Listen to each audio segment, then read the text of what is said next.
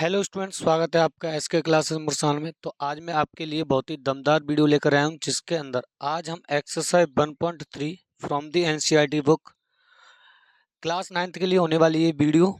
तो आज हम इसमें question number 3 and question number 4 को डिस्कस करेंगे। आई होप कि चीज़ें आपको समझ में आएंगी। तो वीडियो को लास्ट तक देखना। वीडियो थोड़ी सी लंबी हो सकती है, लेकिन वीडियो को अगर आप लास्ट तक देखोगे तो फिर क्या होने वाला है, फिर मिलेगा आपको बहुत ही अच्छा नॉलेज बूस्टअप, यानी कि आप चीज़ों को समझ पाएंगे बेहतर तरीके से, अच्छे तरीके से। चलिए क्वेश्चन 3 को डिस्कस करेंगे सबसे पहले और जानेंगे किस तरीके से हमें ऐसे क्वेश्चन करने होते हैं। तो क्वेश्चन 3 क्या है, आपकी स्क्रीन पे क्वेश्चन है, express the following in the form p upon q where p and q are integers and q not equal to 0। यानी आपको नंबर्स दी रखी हैं कुछ, जिनको आपको एक्सप्रेस करना है p अपॉन q की फॉर्म में। तो सबसे पहला जो पॉइंट है वो है आपका 0.6 पर बार। ठीक है, तो कुछ स्टेप्स हैं जो आपको फॉलो करने होते हैं। सेम स्टेप आपको फॉलो करने हैं हर एक क्वेश्चन के लिए।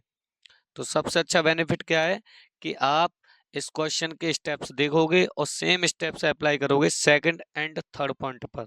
ठीक है, तो सारे स्टेप्स को समझने में थोड़ा सा टाइम लेंगे, उसके बाद क्वेश्चन आपको आसान लगेंगे। ठीक है, तो देखो स्टेप क्या कहता है। सबसे पहला काम जो है, स्टेप फर्स्ट में मैं साथ के साथ सॉल्यूशन करूंगा, स्टेप भी बताऊंगा। पहला स्टेप कहता है कि आपको लेट करना है, जो नंबर दे रखी है उसको x के इक्वल लेट करना है 0.6। देखो 6 पे बार है, इसलिए 6 बार बार आएगा। जिस पे बार आता है वो डिजिट, यानी जिस डिजिट पे बार लगा होता है वो डिजिट बार बार आती है, यानी रिपीट करती है। Is that clear? वो डिजिट क्या करती है, रिपीट करती है। चलिए अब क्या करना है, आपको समझना है आगे कि जो तुमने लेट किया है इसको इक्वेशन फर्स्ट मानना है और ये काम आपको हमेशा करना है। अच्छी बात यह है कि सारे स्टेप सेम है, किसी भी क्वेश्चन को बड़े आसानी से सॉल्व कर पाओगे अगर ये वाले स्टेप आपने फॉलो कर लिए। पहला स्टेप क्या है, कोई भी नंबर जो गिवन है उसको x के इक्वल लेट करेंगे, यानी मान लेंगे। अब आते हैं सेकंड स्टेप में। स्टेप नंबर 2 क्या है भाई साहब, स्टेप नंबर 2 है कि आपको करना होता है इस इक्वेशन में, जो पहली इक्वेशन मानी है उसमें करना होता है मल्टीप्लाई। कितने से करना होता है, ये डिपेंड करता है कि आपका जो वार लगा हुआ है वो कितनी डिजिट पे लगा हुआ है। एक डिजिट पे लगा हुआ है तो आप 10 से मल्टीप्लाई करोगे। दो डिजिट पे लगा हुआ है तो आप 100 से मल्टीप्लाई करोगे। तीन डिजिट पे लगा हुआ है तो आप 1000 से मल्टीप्लाई करोगे। तो क्या करना है, multiply by 10 in equation first.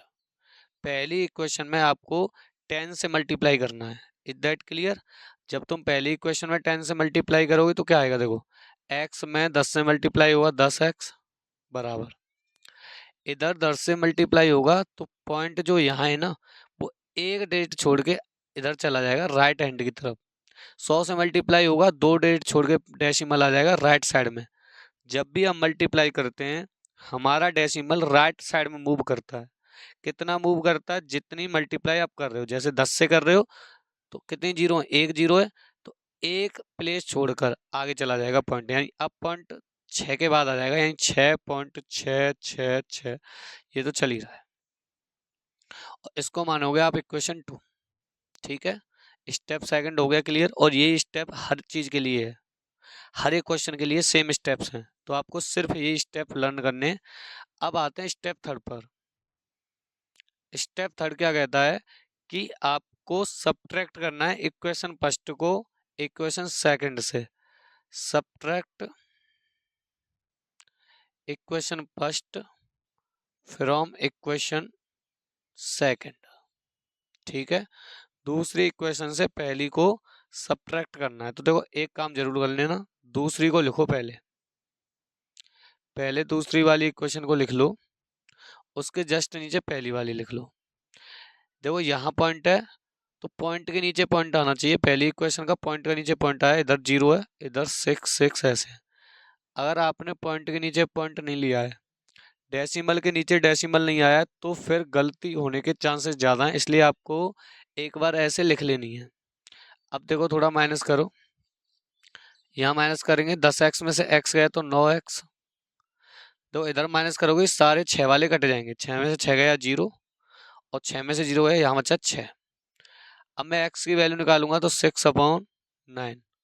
देखो 3 से काटो 2 बार, 3 से काटो 3 बार, तो x की वैल्यू क्या आ गई 2/3, और यही आपका आंसर होगा।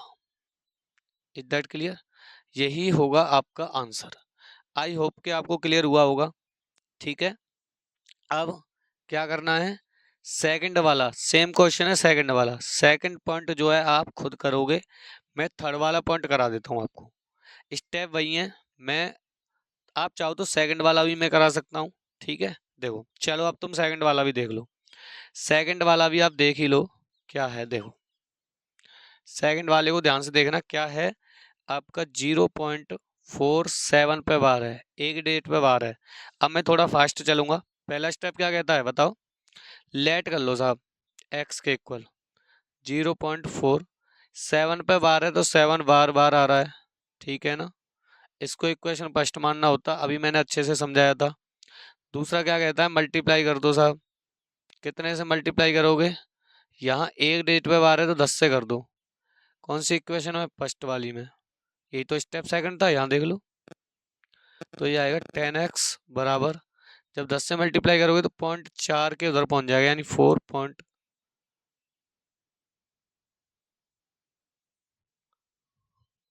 अब स्टेप नंबर थर्ड पे आते हैं कि क्या करना होता है, आपको सब्ट्रैक्ट करना है, आपको इक्वेशन फर्स्ट को from the equation second subtract करना है। देखो सेम स्टेप है, अगर तुम ध्यान दे रहे हो तो subtract equation first from equation second. ठीक है, तो करना क्या है आपको, सेकंड वाली इक्वेशन को जिससे गलती ना हो ऊपर लिखना है,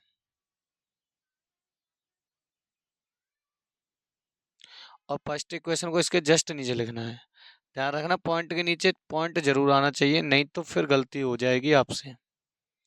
अब देखो माइनस करोगे तो क्लियर समझ में आएगा, यहाँ 9x है, देखो 7 वाले सारे कट जाएंगे, 7 में से 4 गया तो 3.4, तो 9x इक्वल आ गया 4.3। अब आप यहाँ देखना थोड़ा सा, 9x इक्वल टू 4.3,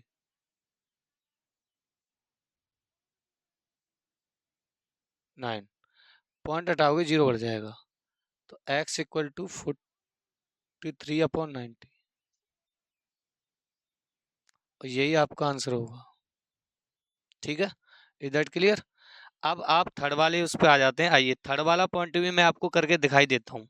ठीक है, थर्ड वाला पॉइंट भी कर लेते हैं। आइए स्टूडेंट देखो थर्ड वाला पॉइंट देखेंगे। यहाँ थर्ड वाला पॉइंट क्या है, इसमें थर्ड वाला पॉइंट है आपका 0.001 और इन तीनों पे बार है। ठीक है, थोड़ा सा फास्ट करूंगा क्योंकि तुम्हें भी पता है वीडियो की लेंथ काफी लंबी होती जा रही है। तो सबसे पहला काम जो है, इसको लेट कर लो, लेट कर लो x बराबर 0.001 इस तरीके से रिपीट कर रहा है, ये आपकी इक्वेशन फर्स्ट हो जाएगी। सेम स्टेप हैं जो आपको मानने हैं, फिर आपको मल्टीप्लाई करना है, और इस बार मल्टीप्लाई कितने से होगा, इस बार 1000 से मल्टीप्लाई होगा पहली इक्वेशन में। कितने से होगा, 1000 से मल्टीप्लाई होगा, तो ये हो जाएगा 1000x बराबर, जब 1000 से मल्टीप्लाई होगा तो और ये जो पॉइंट है वो 3 डिजिट छोड़ के आगे चला जाएगा, 1.001 001 001 डॉट डॉट डॉट, ये इक्वेशन 2 हो गई आपकी। अब दूसरी इक्वेशन में से पहली इक्वेशन को क्या करना है, सब्ट्रैक्ट करना है, subtract equation first from equation second. ठीक है, तो 1000x बराबर 1.001001001 डॉट डॉट डॉट, ये सेकंड इक्वेशन थी।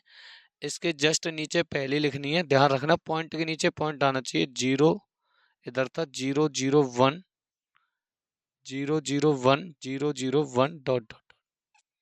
अब माइनस करूंगा तो यहाँ 999x आएगा, और यहाँ देखो 1000001 ये सब कट जाएगा, 1 बचेगा, तो x इक्वल आएगा 1/999, और यही होगी आपकी P/Q की फॉर्म, यही आपका आंसर होगा। Is that clear?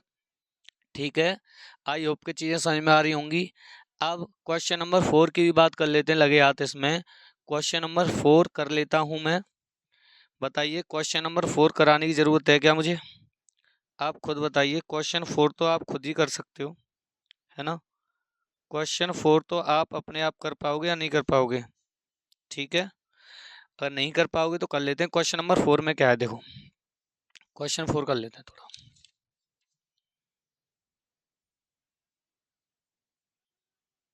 क्वेश्चन 4 में क्या है कि 0.9999 डॉट डॉट डॉट इसको लिखना है। तो सबसे पहले इसको लेट कर लो, x के इक्वल 0.9999 डॉट डॉट डॉट, ये इक्वेशन फर्स्ट हो गई। अब देखो 999 बार बार रिपीट हो रहा है, इसका मतलब ये 0.9 पे बार ये होगा पहले। तो एक ही डिजिट पे बार है तो 10 से मल्टीप्लाई करोगे तो 10x बराबर ये 9 के बाद पहुंच जाएगा 99999 डॉट डॉट डॉट। ये इक्वेशन 2 हो गई। अब सब्ट्रैक्ट कर दो इक्वेशन 2 में से पहली इक्वेशन को, subtract equation first from equation second. ठीक है, तो दूसरी इक्वेशन क्या है, 10x बराबर 9.9999 और इसके नीचे लिख दो पहली इक्वेशन, पॉइंट के नीचे पॉइंट आना चाहिए, ये बात याद रखना। और माइनस कर दो, यहाँ आएगा 9x, ये सब कट जाएगा, यहाँ बचेगा 9। तो x बराबर 9/9। ठीक है, 9/9 को काटोगे तो x बराबर 1 आ जाएगा। अब तुम सोचोगे 1 कैसे आ गया और 1 का डेसिमल 0.999 क्यों आया, है ना? तो ये वाली चीज मैं पूछना चाहता हूँ आपसे, आप कमेंट बॉक्स में बताओगे इसका रीजन। उसके बाद अगर आप नहीं बता पाते हो तो कमेंट बॉक्स में मैं करूंगा रिप्लाई आपको। ठीक है, तो मिलते हैं नेक्स्ट वीडियो में। अगर वीडियो पसंद आई तो इसे लाइक करें, दोस्तों के साथ शेयर करें।